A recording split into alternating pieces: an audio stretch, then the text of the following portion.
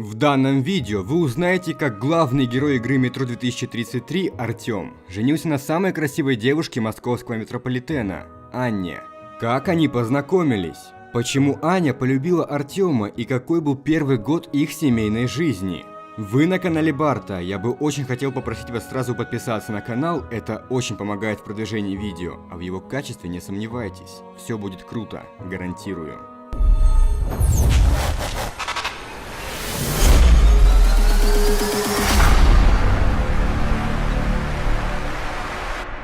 Свадебная церемония у Артема и Анны, надо понимать, особой пышностью не отличалась. Да и в круиз им по понятным причинам было не отправиться. Зато вы можете устроить себе личный круиз на военных кораблях в игре World of Warships. Скачайте игру бесплатно, и перед вами откроется целый мир, где можно отдыхать и прокачивать свои знания в военно-морской области. Отстраивай собственный порт, собирай флот из военных кораблей разных классов и наций, а потом рассекай морскую гладь, бомби из всех орудий. Доминируй и покоряй. И не забудь насладиться живописными пейзажами, которые жителям метро могут только сниться. Также очень скоро в игру добавят подводные лодки. Опасные и незаметные, подобно морским хищникам субмарины, обязательно сделают геймплей еще более глубоким и волнительным. Ну а новички по ссылке в описании получат неделю премиум аккаунта, крейсер Аврора и целый 1 000 000 кредитов.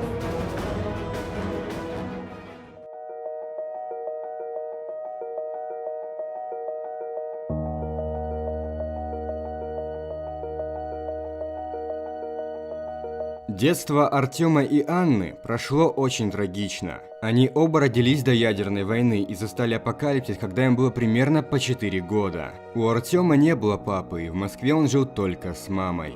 Летним днем 2013 года они отправились прогуляться в ботанический сад, но там их застала атомная война.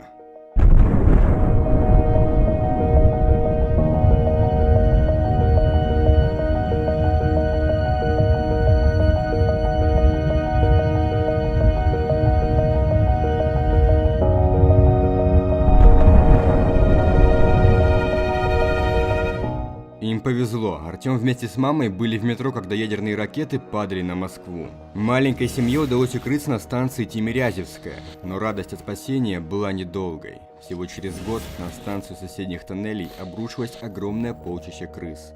Они пожрали все на своем пути. Из последних сил мама Артема передала мальчика уезжающим на дрезине солдатам.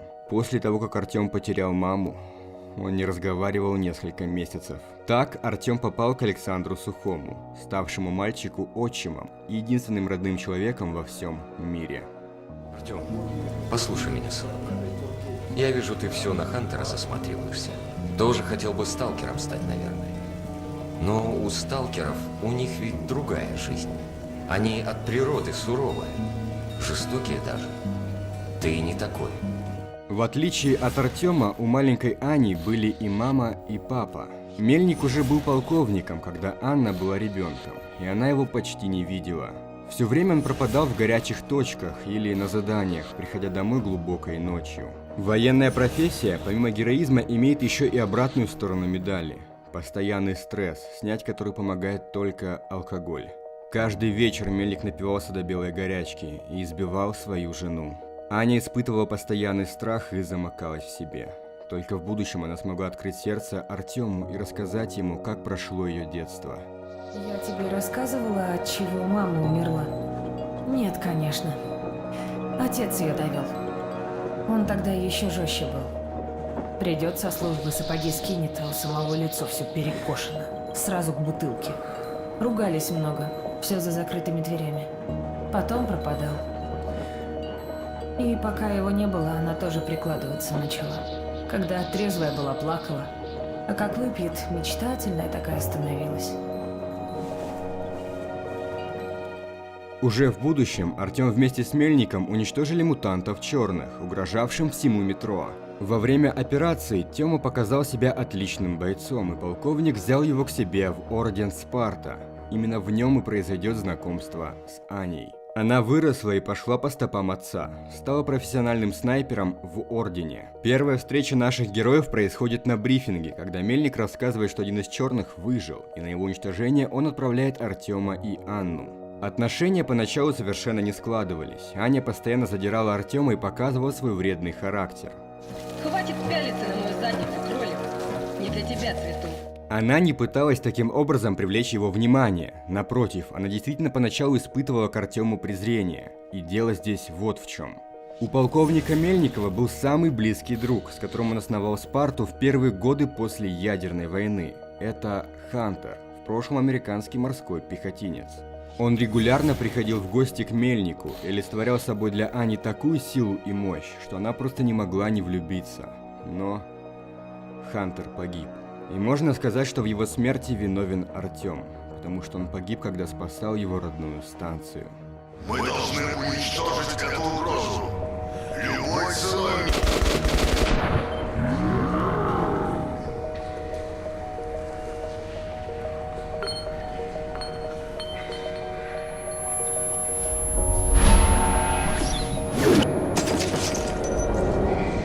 Именно поэтому попервой Аня внутри себя винила Артема, что он погубил Хантера своими черными. Однако, убедившись, что Артем отличный парень и очень сильный боец, она начала понемногу оттаивать и вскоре привязалась к нему. По сути, у них почти не было времени вместе, ведь весь сюжет второй части «Метро» – сплошной экшен, в котором нет места любви. Но тем не менее, за 3 встречи, во-первых, когда они пытались поймать Черного, во-вторых, когда Артем вернулся из плена на базу Ордена, и в-третьих, когда они вместе заразились боевым вирусом, Аня и Артем полюбили друг друга и стали совершенно близки. После того, как база Спарты была отбита, а война с Красными выиграна, началось время затишья и спокойной жизни, лучшее время для чувств и любви. Артем сделал Анне предложение руки и сердца, и после всего, что они вместе пережили, она просто не могла отказаться. И любовь была настолько сильна, что молодожены оставили отличную квартиру в лучшем месте всего метро – Полисе, ради жизненно родной станции Тёмы, окраине метрополитена, ВДНХ. А зачем они вообще вернулись сюда? Почему 2 лучших бойца променяли жизнь, полную приключений и романтики, на каждодневную бытовуху? Все это из-за идеи Артема, что в ядерной войне выжила не только Москва, но и весь остальной мир. По его словам, когда он стоял на телебашне Останкино, в нагрудной рации сквозь непрерывающийся вой помех, он услышал голоса других людей, выживших из других городов. Артем был буквально одержим этим.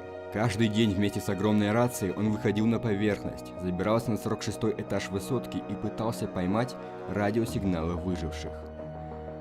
Но безуспешно. Аня была вынуждена каждый день уходить на грибную фабрику, чтобы хоть как-то найти деньги для пропитания. Бессмысленные походы Артема на поверхность только усугубляли отношения. Каждая вылазка добавляла Тёме новую дозу радиации, что приводило, во-первых, к болезням, а во-вторых, невозможности заиметь детей. А Аня очень хотела жить спокойной жизнью и иметь собственного ребенка. Она каждый день скандалила и просила Артема не ходить наверх, но в конце концов он оказался прав. Выжившие действительно существуют, а руководство московского метрополитена просто обманывает людей. Артем, ты был прав! Там правда люди живут! Ну а далее вы знаете, что произошло. Я бы хотел остановиться на завершающей главе Новосибирск, чтобы на примерах мы с вами увидели, насколько же сильна любовь между нашими героями. Итак, самое дорогое, что есть у Артема во всем мире, Аня, смертельно больна. С каждым днем ей становится все хуже, и потеряв ее, Артем останется совершенно один, как тогда в детстве, потеряв маму. Не пожелаю никому и никогда в жизни испытать ту агонию, когда ты видишь, что делает болезнь с твоим родным человеком. Тебе хочется сделать что угодно, поверить даже в то, что в реальной жизни есть сохранение, и заснув, можно просто вернуться в прошлое или детство, когда все было хорошо. Артём, вставай, пора.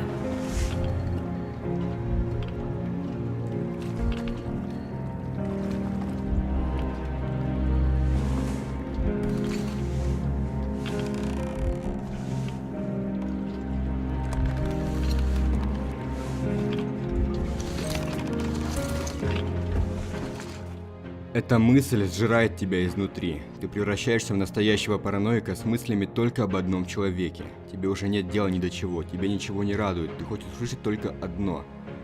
Все обошлось, болезнь ушла, и дальше все будет только хорошо. Представьте, с какими чувствами Артем искал лекарства для Ани.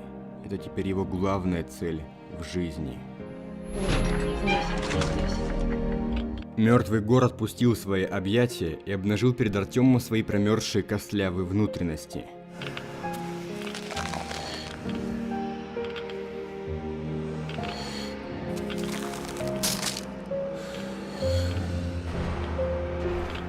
Добравшись до НИИ экспериментальной медицины, Артем был близок к цели и уверен, если бы разработчики наделили его голосом, он бы плакал.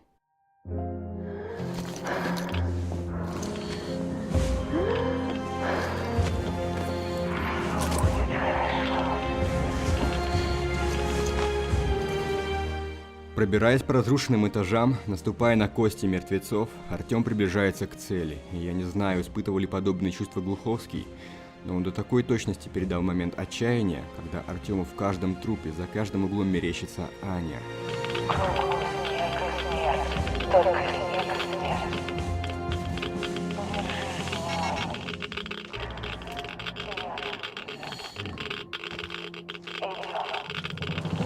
Когда все происходящее больше похоже на сон, на кошмар.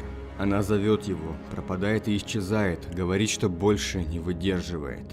Я хочу вам сказать, это самый эмоциональный момент в игре. Это пробрало меня до такой глубины души, что когда я проходил в первый раз, я не мог сдерживаться.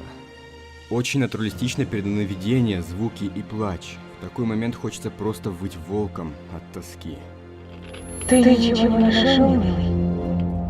Ничего, я знаю, ты старался. Я жду тебя. Хочу, чтобы ты был рядом, когда...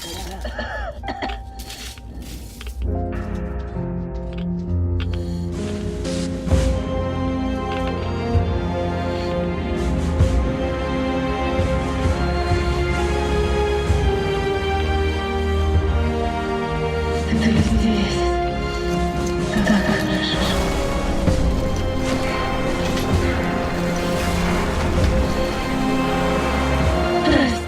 Но в конце страждущий найдет то, что ищет. Ищите и найдете вы, стучите и откроется вам. И Артем нашел лекарство, нашел спасение. Пусть нашим героям пока что и не везет с детьми, все же Глуховский и разработчики Метро показали нам историю любви. Настоящей, которая не прогнулась под натиском бытовых дней и скандалов. И вопреки всем бурям, жили долго, были вместе. Так не бывает в жизни. Пусть будет хотя бы в Метро. Только не умирай. Останься со мной. Мне без тебя и жизнь не нужна. Слышишь? Посмотри на меня, Артем. Посмотри.